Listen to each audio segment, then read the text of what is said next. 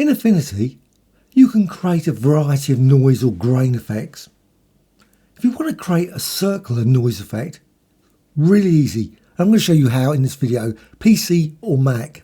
Go to File and then New, and I'm going to go with a document 3840 by 2160 RGB, and then click Create.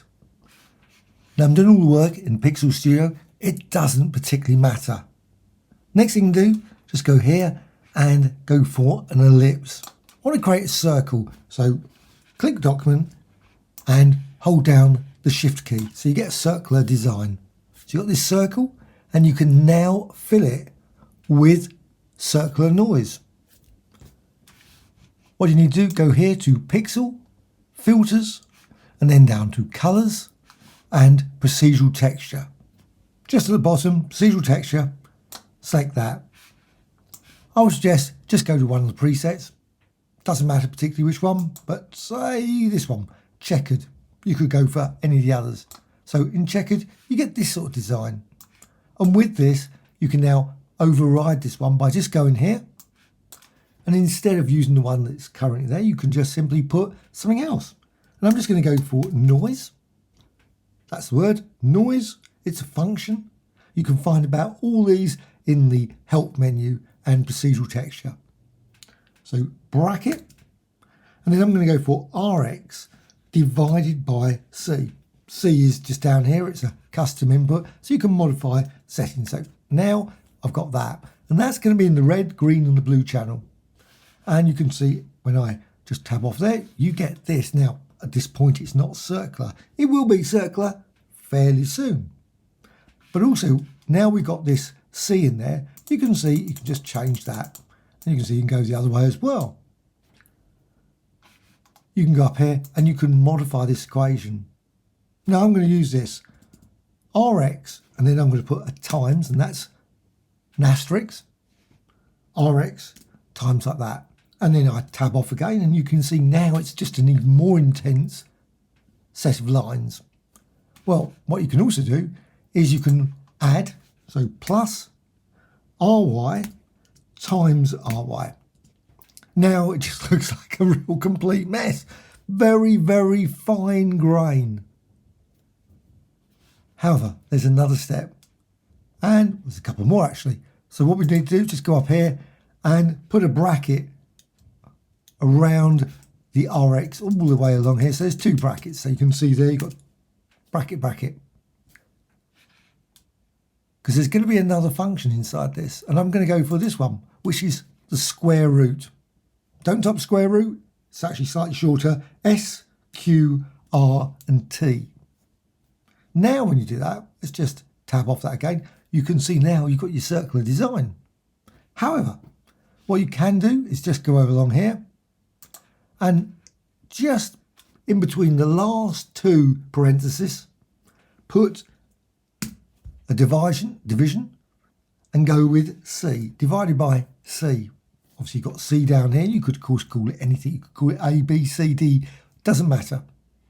Then just tab off that, and now you've got this, a nice circular design.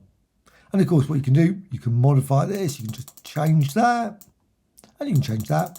And you can see as you do it, you'll get more or less rings with your circular noise. If you want, you can go to presets. Got the presets up here. Just go to this menu, just click here and go with create preset. And I'm just going to go for circular noise. And you can call it circular noise 1. And then go to category, and then go down here to noise. You just put it in noise or anywhere else, of course. And click create. So it's stored away. You can come back to it at any time via the presets. It's just stored away there. Perhaps you want some colour in it. Maybe you don't want a grayscale design. Well, you can do that. You can simply just go here, click the plus. With that, you can see that vanishes. At the moment, it's not particularly correct. So what you need to do is select this and this, put it there and paste it in there. Now, sometimes it does go slightly wrong. There is a reason for this. You need to put a selection around that circular shape. It's very odd. Or correct this. So now it's back again. Well, what you can next do is instead of RGB across here, you need to click the G. So that's gone, and click the B here. So you've just got now just the red channel at the top. Go for the green and the blue. Would be nice, of course, if it did automatically. Sometimes it does, sometimes it doesn't seem to do it. Now, you've still got the same. Well, you can always tweak these settings and simply just go here and maybe put, let's just put something like 2 times RX. And you get that.